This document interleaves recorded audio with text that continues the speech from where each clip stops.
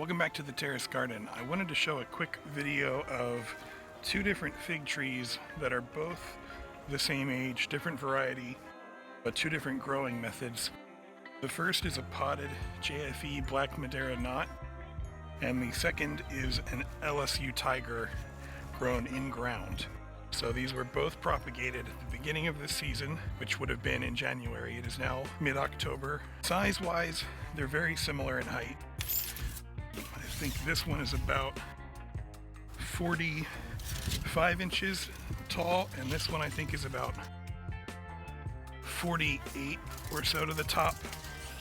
So height-wise, they're very similar, but there's a few key differences between the two. The JFE Black Madeira knot has figs on it, and I'm certain it's because it has to do with being in a pot. The energy of the tree being pot-bound and constrained not only controlled the height, but put out fruit. There are 6 on here. I'm confident at least 3 should ripen. One of them is almost there now. The LSU Tiger was the weaker cutting when I propagated it. It was a cutting that I took in January, which was a little too late. It was kind of already starting to dry out. It had that like copper color on the cutting, and it rooted from the same node that it also pushed out new leaves. So from the same cutting, the very last node on the tree is where it grew roots and leaves from that cutting.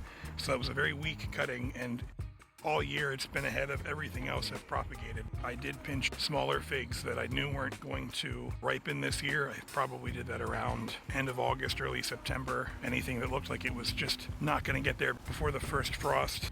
And even some of these here might still not make it.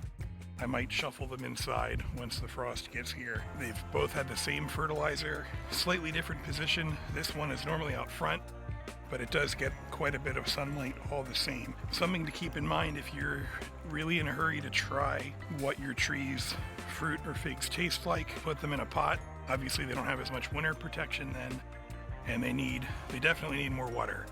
The in-ground trees, I almost don't even bother with watering them unless it's a really dry drought. In this terrace system, they need very little attention. The other 4 figs I have in ground have not done nearly as much in terms of growth or fig production. Just a quick side-by-side comparison of 2 trees propagated the same year, obviously different varieties, but quite a bit of a difference in terms of fruit production to see how much of a difference a pot can make. Thanks for watching.